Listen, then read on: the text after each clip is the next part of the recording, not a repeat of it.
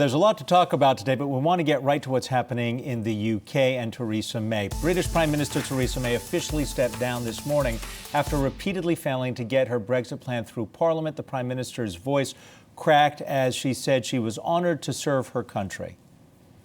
I will shortly leave the job that it has been the honour of my life to hold.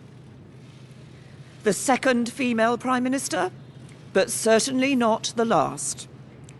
I do so with no ill will, but with enormous and enduring gratitude to have had the opportunity to serve the country I love.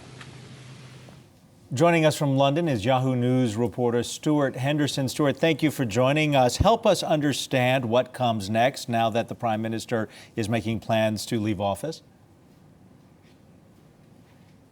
Thanks, Adam. Yes, the immediate impact of Theresa May's resignation is that it has plunged the UK into a bit more uncertainty, I'm afraid. She's left and she will now stand down officially on the 7th of June. And what this really means for the UK now is that the prospect of a no-deal Brexit, that's Britain crashing out of the EU with no deal, has come that little bit closer. And how much closer, I guess, is all of... in other words, what does the timeline now look like? Well, at the moment, the UK is due to leave the EU on October the 31st. The leadership challenge is expected to be completed by the middle of July. But I think whoever takes over from Theresa May, and there are some favourites, but whoever takes over from her is likely to be more hardline Brexit. One of the favourites is Boris Johnson. He has already said this afternoon that Britain will leave on the 31st of October, deal or no deal. And that has got a lot of people spooked, the markets are spooked, and business is really worried that a Boris Johnson premiership could drive the UK over that cliff. Stuart, when you talk about Boris Johnson and business being worried, isn't part of the, I don't want to say the secret, but Labour, Jeremy Corbyn, they really do want Brexit too for different reasons, but at the end of the day, October crashing out almost seems inevitable, doesn't it? I don't think it seems inevitable. One of the biggest problems Theresa May had was that she was unable to achieve a consensus in Parliament for any firm way forward. And whoever succeeds Theresa May is going to have exactly the same problem. From the EU's perspective, they are very keen to avoid a no deal. So in one hand, you've got the majority of Parliament who do not want a no deal. You have the EU that does not want a no deal.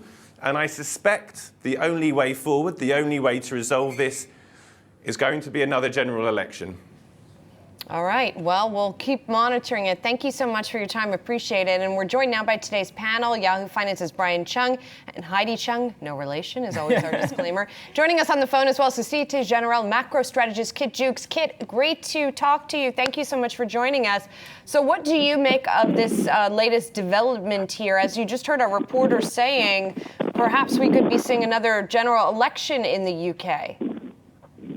That's definitely one of the possibilities. No doubt about that at all.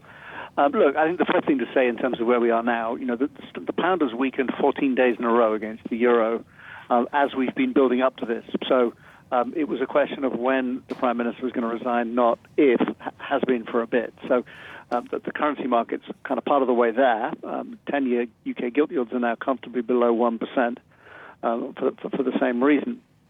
From here, we have let's call it a summer and most of a fall, at least, if not a winter of uncertainty ahead of us. Because, what we'd seen throughout the spring of this year was some improved confidence that a no-deal exit was going to be impossible because the Houses of Parliament of the Commons were standing in its way. If they were offered a vote, they would vote that down every time. Now, new leader, the old promise isn't worth much, particularly if we end up with a leader of the Conservative Party who doesn't want to avoid a no-deal exit, thinks that that's a better outcome than a bad deal. So we have the possibility of elections. We have a possibility of a deal, or that's a low possibility. Yes. Well, I'm looking at what happened in world markets on this news, and they didn't seem to be too upset by it. Even in London, we had the FTSE, I believe, trading higher. So the question I would ask is, what good is the possibility of general elections, do you think, because you can't form them fast enough to avoid the October deadline, can you? No, I think, but look, I think a general election at the moment, the opinion polls would have the Conservatives having a terrible time, the Labour Party winning, but possibly only with a minority government. So I'm not sure that does anything very bright for business as an outcome. I think we would get another extension. I think the EU would put talks on hold, and we could possibly get a delay if we get an election. But I think what markets are doing today, we have to put it in context. We've had the markets pricing this in, so we sold the expectation, and we've at the margin bought back the reality. That doesn't tell us that we won't see further concern, further weakness for the currency and for asset markets in general over the course of the summer. I think that's likely because we are swimming in a sea of incredible uncertainty about how this plays out, and that's going to last all the way through the summer. Kit, just a quick question here then. If indeed the likelihood of a hard Brexit rises and we see it, what's the appropriate level for the pound? I think that when it was first raised as a topic, I suggested that I thought that a no-deal exit would take sterling to 120, but not to parity against the dollar. I'm minded to think that's still, give or take, the right levels to think about in terms of where we go. So further downside on a no-deal Brexit, what we're doing now, what we have done over the last 2 weeks, is move back towards pricing the chance of a no-deal exit as being pretty high again. But I don't think, but that would be still, incredibly weak pound compared to historical averages. It would. Thank you so much. Kit Jukes, Societe Generale macro strategist. Thank you.